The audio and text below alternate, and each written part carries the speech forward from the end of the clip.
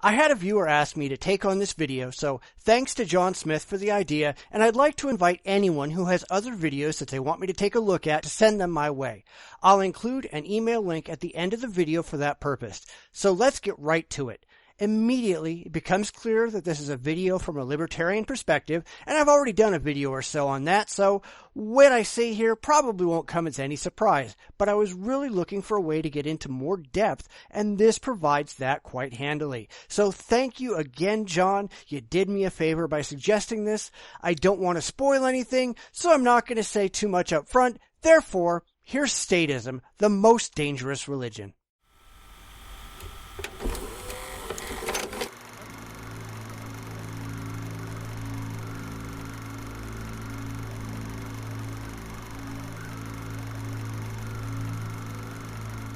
Okay, I just had to stop here and say, doesn't this give the impression of one of those 1950s paranoid films where everyone's out looking for commies behind every tree? Plus, the videotape with the masking tape label? Classic. Seriously, I thought that was really cool. Okay, back to the video. Quite simply, a statist is somebody who believes in having a state. Basically, anybody who wants government. Government is the exercise of authority over a people or place, and that is basically the right to rule. It's not just the ability to control other people, because most people have that in one way or another. It's the right. It's the idea that certain people, it's legitimate for them to forcibly control others. Belief in government is a purely faith-based, indoctrinated belief. It doesn't actually make any sense in practical terms or in evidence or in logic. Ah yes, libertarian wingnuttery. See, there are things that apparently libertarians can't understand or refuse to understand. Humans, by our very nature, are social creatures. We do not function well on our own, especially in the modern age. Unless you're going to live in a cave in the woods, eating ants and tree bark and wearing animal skins, you have to rely on other people to spread the workload around. It's simply impossible in the modern world to live with any of the modern conveniences and not have other people doing some, if not the vast majority of the work. They need to invent things. They need to fabricate things. They need to sell things. In short, without others, you're back in the cave scratching your ass with a branch. But as a social species, we need some form of social structure that keeps interpersonal relationships working smoothly, and part of that structure in the modern world involves an official set of rules and laws and guidelines detailing what is allowed and what the consequences are of not following the socially defined rules. There is no culture or society anywhere in the world that doesn't have this, even someplace like Somalia. A government, that thing that libertarians fear and apparently entirely misunderstand, is just society's legal arm. It exists at the behest of society. It is not the enemy. Oh, I get why libertarians feel that way, but the idea that belief in government is a religion entirely based on faith is just absurd. Clearly, the government actually exists. Even libertarians believe the government exists, but they can't get society to do what they want them to do. Therefore, they cast the government, that thing they desperately want to get control of. After all, they run libertarian candidates for high office in every single election, but since nobody in their right mind pays any attention to them, they fail. Miserably. Every single time. For years, I thought it was a really good analogy to compare government to religion, and only a few years ago did I realize it's not an analogy. It is a religion in every way. It has a superhuman deity, government, that has rights that mortals don't. It isn't restricted by the rules that apply to mortals. It issues commands, and if you disobey, you're a sinner, and you deserve to be punished. The faithful, the true believers, they have great faith in these bizarre rituals, elections and legislation and appointments, and they dress up and then they say, ta-da, now I represent government. I know I just look like a person, but I don't just have the rights of a person because I represent the magical deity called government. And so I'm allowed to demand your money and boss you around and hurt you if you disobey me. I'm acting on behalf of government, and it has commandments called laws. And these laws aren't just the threats of humans. They are decrees from something superhuman. And so all you good people out there should bow to this deity. And if you want the world fixed, this is what you pray to. And we give you certain rituals of how to pray to it and when you're supposed to pray to it, and pray to the God to make the world what you wish it was and to save you from all the uncertainties of reality. And this is where the video goes entirely off the deep end. This guy has everything entirely backwards, which is hardly any surprise because, libertarianism. The government isn't some magical entity. It's a representative arm of the people. It's an extension of society that is given power by the people who vote representatives into office to do the bidding of the people as a collective. Now, yes, I'll be the first to agree that largely the people have abrogated the responsibilities to hold the government accountable. That is a problem, and that's a problem that needs to be addressed and corrected, but it doesn't change the reality. The government isn't some alien entity imposed upon humanity against our will. We did it. We set up the system, and we're ultimately responsible for how it runs, whether for good or ill. See, here's the thing. As I said before, humans are a social species, and we do, whether we like it or not, set up a hierarchical system in everything that we do. In a family setting, the adults are the authority. They have extra rights and privileges and control over the rest of the people within the household. In a community, there are always community leaders. In a small town, there's a mayor. In a big city, there's a city council. The size of this leadership grows as more and more people are involved until you get to the national or even planetary leadership. That is reality, whether libertarians like it or not. Where I think they have problems is when the size of the government outgrows their ability to control or significantly influence it. This becomes a problem because their political views are shared by only a minuscule percentage of the overall population. Trying to cast the government as some bizarre religion makes absolutely no rational sense. The doctrine people are taught is just patently absurd. And a bunch of examples of that are like consent of the governed. There isn't such thing. If it's consent, it's voluntary. If it's being governed, it's not. The actual given excuse is, we have the right to rule you because you decided we did, even if you didn't vote for us, and even if you oppose everything we do to you. And, well, they represent us. Okay, they represent us by doing a lot of things that we don't have the right to do. And they represent us by bossing us around and taking our money. Like, I bet if I went to my neighbor and bossed him around and took his money and said, I'm representing you, he would say, what? What a stupid thing to say. To me, the most insane is, we are the government, which you hear everywhere. And I ask somebody, wait, do you really not notice that there's a group of people over there, they issue threats, and they call them laws, and they issue demands for money, and they call it taxes, and if you disobey, they send men with guns to hurt you. Now, are you really incapable of distinguishing between yourself and them? Ah yes, the typical nonsense that says you are not bound by the social contract. See, here's the thing. Just living in a society, any society, gives you specific benefits and privileges, but the cost of those benefits and privileges is agreeing to follow the laws of the land. One requires the other, and neither one is optional. If you don't like that, you're welcome to go somewhere else outside of said society. Welcome to reality.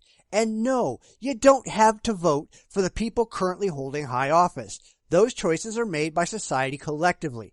You don't get to opt out. You don't get to decide that you really don't like those rules about not robbing banks or not shooting people in the streets just because you didn't vote for those particular laws that make those things illegal.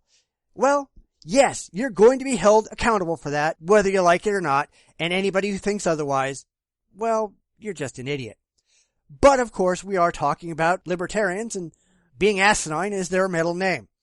So if this guy doesn't remember that we have these things called elections where people go to vote, and the one who gets the most votes gets to be in charge because of the will of the people, I honestly don't know what to tell you. Yet, as I said before, libertarians know that virtually no one in this country, far less than 2% of the voters, support their ideas or want their platform to be enacted under the law.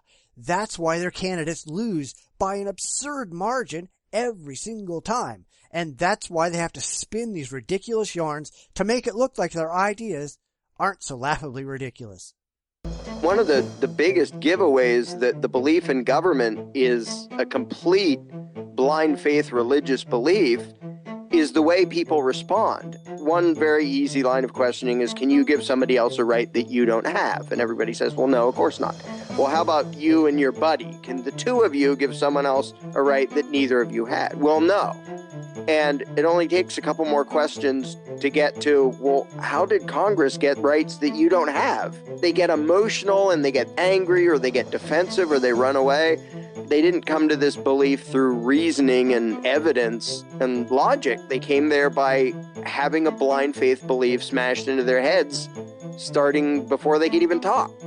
That sounds a lot like libertarians, sadly. It's because, in addition to having no clue what government is, they don't really know what rights are either. They seem to think that rights are these invisible things that float around in the ether that magically exist for everyone, whether they want them to or not, whether they acknowledge them or not, that they cannot be taken away, even when they demonstrably are, and that they are supremely capable of identifying what is a right and what is not a right without ever being able to show exactly how they can do it. I absolutely can give someone a right if I choose. It might not be recognized by anyone but me, but I can tell Joe Blow that he has a right to eat all the green M&Ms in every bag he gets. Who can stop me? But I don't speak for anyone but myself. I personally have no power to make such rights apply to anyone else. But there were people who had that ability. The Founding Fathers. And the only reason they had that ability is because people respected the rights that the Founding Fathers enumerated. And that's the thing. Rights are created by the people. They're created by society. They're not magical. They're a decision made by the people, enshrined by the founding documents of this nation that are automatically taken as applicable. And if we choose to change those rights, we can follow the rules for making an amendment to the Constitution and change the ideas that it contains. And if worse comes to worse, the people can rise up, overthrow the government, and enshrine new ideals in a new set of founding documents for a new nation.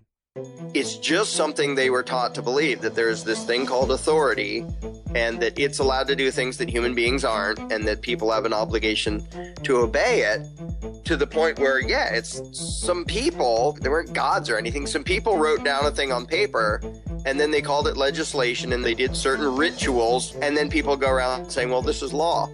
Most people literally feel physical discomfort and fear at the thought of disobeying anyone in authority.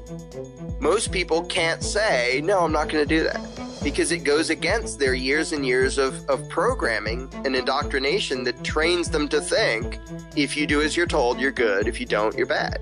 And that's the message of school, and that message gets pounded in people's heads. Students are taught over and over and over and over again, every stinking day they're in school, that the measure of your virtue is how well you obey authority. The whole approval-disapproval thing. The one thing you learn in school is, if you do as you're told, you get approval and reward. And if you don't do as you're told, you get disdain and condemnation. They'll make sure everybody knows you're a bad person because you didn't do as you were told. But see, this is another imaginary anti-authoritarian rant that makes no sense at all.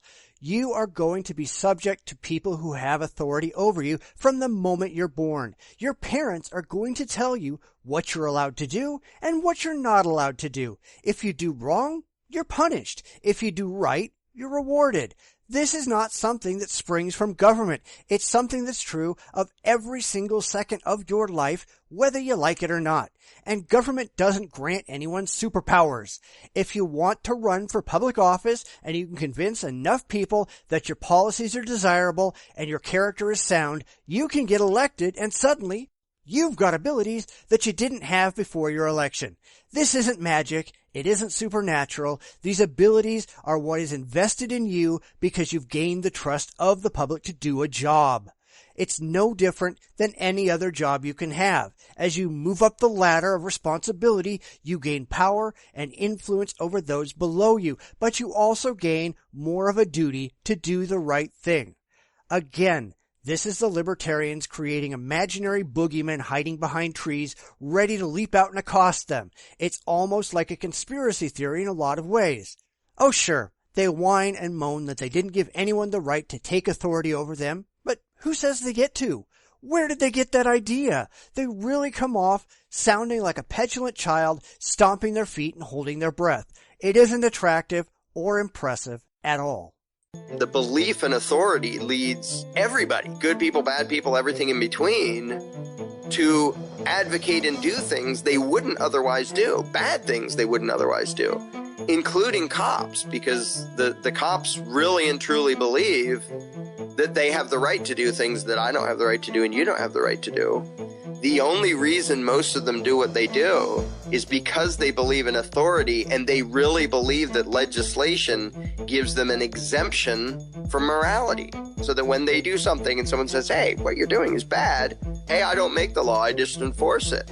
I'm not responsible for my actions, I'm just a tool of some weird thing somewhere else called government. You can't blame me for what I am personally doing because I'm not really doing it. As loony as that is, that's what most of them will say whenever somebody says, hey, what you're doing is wrong. It's not okay to, it's not okay to lock people up for smoking marijuana. And now we start seeing that libertarians of this sort are really immature. They want their way all the time because they think they're entitled to it. Well, they're just wrong. Society has decided collectively that some things are wrong, codified them into law, and holds everyone accountable to those ideas. Whether you like it or not is entirely irrelevant. We come back to the idea of the social contract, which we all know libertarians reject. But rejecting reality doesn't change reality. Whether you like it or not, society has decided in most places that smoking marijuana is wrong and illegal. That isn't true everywhere, and we're seeing in many places in the United States where society has changed its mind. And as it does so, the laws change. Marijuana is decriminalized, and people are no longer arrested for its use. That's how the system works. There are ways that you can change laws, procedures in place for people to decide that a certain set of laws should no longer apply and get them changed. Of course, we know libertarians don't represent a sizable number of people. Thus, they can't get many laws changed to suit their dreams, so they construct this huge conspiracy theory narrative to make it seem like they're all so downtrodden. What it actually comes off as is a 4-year-old child throwing a temper tantrum, in which quote-unquote law enforcement initiates violence against nonviolent people. And if you bring that up to them, they literally talk as if they didn't do it. The only reason they do that is because they were taught the lie of authority and government and law along with everyone else, and then they were told, you're just a tool of the thing called law, and that makes it so you have rights that other people don't have. So you don't have to feel bad about physically assaulting nonviolent people because the law says it's okay. It really is just permission to ignore your conscience by saying you have rights that other people don't. You don't have the right to tell other people what habit to have on your own. You don't have the right to go and extort people on your own. But once you're law enforcement, then not only is it okay, it's noble and great to go around robbing people and bossing them around. That is the biggest danger of the belief in authority. It tricks good people into condoning or doing really nasty, horrible, violent things because they think, well, this is okay if government and authority does it. I will be the first one to say that if and when a police officer exceeds their mandate, when they go beyond what is acceptable in their duties, that they need to be held accountable and punished, just as everyone who violates the law needs to be punished. I trust I don't have to say anything about the social contract again, but it really does apply here. People, like it or not, agree by their very presence within a particular society to follow the laws of that society. If they don't like it, they're welcome to bugger off and find some other society that's more to their liking, assuming that society is willing to take them in. But what they're not welcome to do is flip the bird at the society that they belong to. That society provides them benefits and privileges and safety and security and expect absolutely no negative consequences. I have no idea where they get this idea, but it's a very immature idea. Police officers do, in the pursuit of their duties, have greater latitude and greater powers than others do. So do judges. So do legislators. These are granted by society, not by some nefarious alien government from outer space. They are raised by their parents, by the school, by the government, by the culture, by all the authoritarian messages built into everything to think that obedience is a virtue. And when you raise the culture to think that, and you get one nasty psycho at the top who says, hey, go do bad stuff, people say, well, I have to follow orders. I have to obey the law. I have to do as I'm told because that's a virtue. And then good people march off and do evil stuff. I'm not scared of the Maos and the Stalins and the Hitlers. I'm scared of the thousands or millions of people that hallucinate them to be authority and so do their bidding and pay for their empires and carry out their orders. I don't care if there's one loony with a stupid mustache. He is not a threat if the people do not believe in authority. Some people assume that, well, you must trust everybody if you don't want government. That's not at all true. I don't nearly trust everybody, but if I don't trust people to run their own lives, why on earth would I trust them to be in a position of power where they can forcibly run other people's lives? But this gets really ridiculous.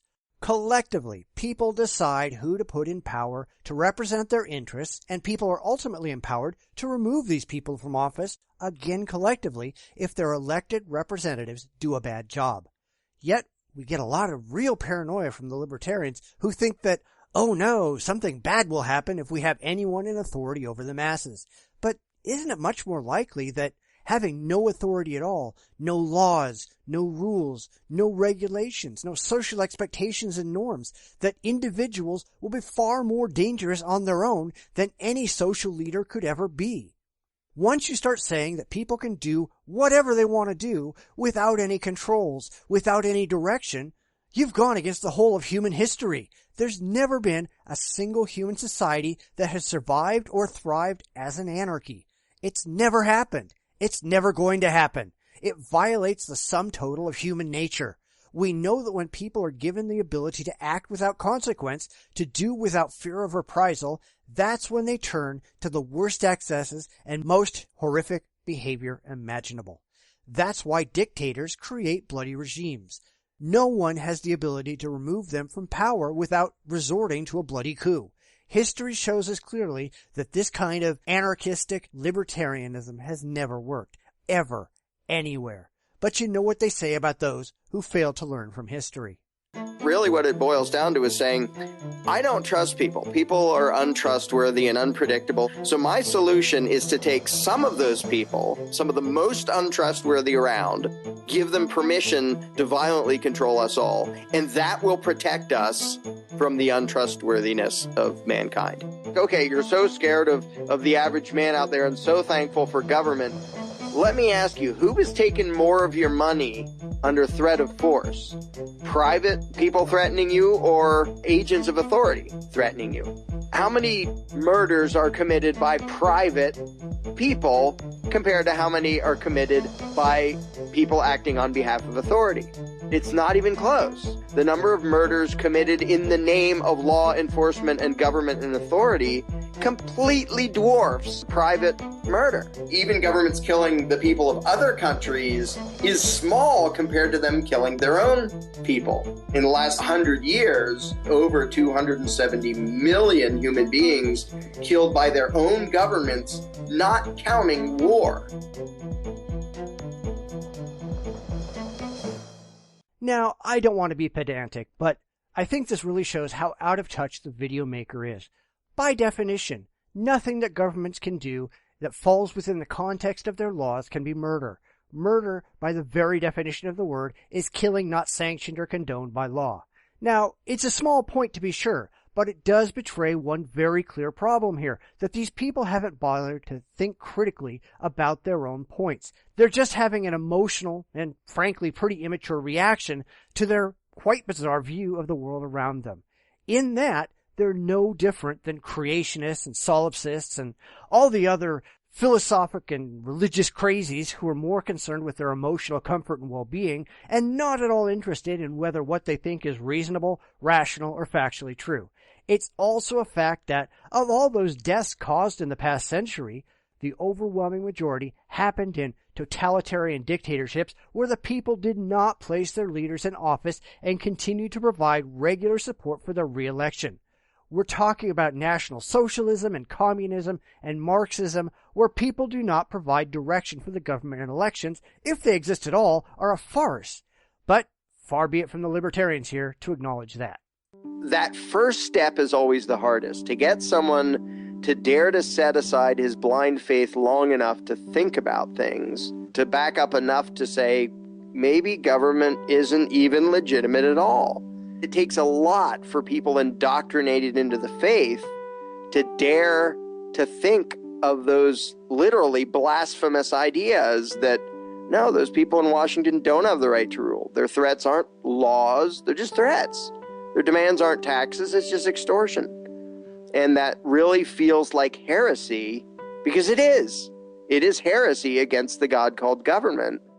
I now have a huge amount of hope, because I see an acceleration of the number of people who dare to think about these things, and now the number of people able to have this conversation is just hugely exploding. And they're still a minority, but that exponential curve, I don't think it's stopping.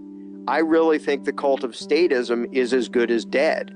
Ultimately, I think the belief in government is doomed for the exact same reasons that the belief in a flat earth was doomed. There's too many people pointing out the utter inherent insanity in the belief, and that's just not going to go away.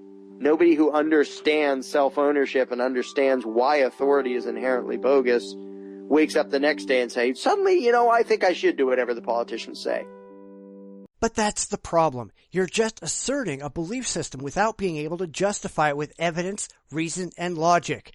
In that, you're demonstrating far more of a religious faith than anyone on the other side. The fact is, the only reason it might feel like there are more people talking about libertarianism and similar political philosophies is the exact same reason that it seems there are more people talking about strange sexual kinks or unusual special interests. It's because on the internet, you can find people who gather in small communities, people who, before they got online, felt alone and disenfranchised. Just finding a tiny group suddenly makes people feel empowered, but the reality is they're just not. It's still a small group of people with a weird idea that stands essentially no chance whatsoever of finding purchase with a larger audience. That's why libertarian presidential candidates find absolutely no traction in national elections. We haven't seen a slow increase in votes over time. In fact, the Libertarian Party peaked in 1980 with just over 1% of the electorate and hasn't achieved that again since. This isn't a growing idea. It's a failed political philosophy held almost entirely by kids who have no real life experience, who want to rebel against authority because they just don't know any better. I think really humanity is just beginning to wake up to what it's supposed to be. Humanity wasn't meant to be a domesticated species owned by a ruling class. Every human being owns himself, is in charge of his own life. I'd like to see actual rational moral civilization in my lifetime, but we are going to get there. Sooner or later, we are totally going to get there. The lie will never outlive the truth forever.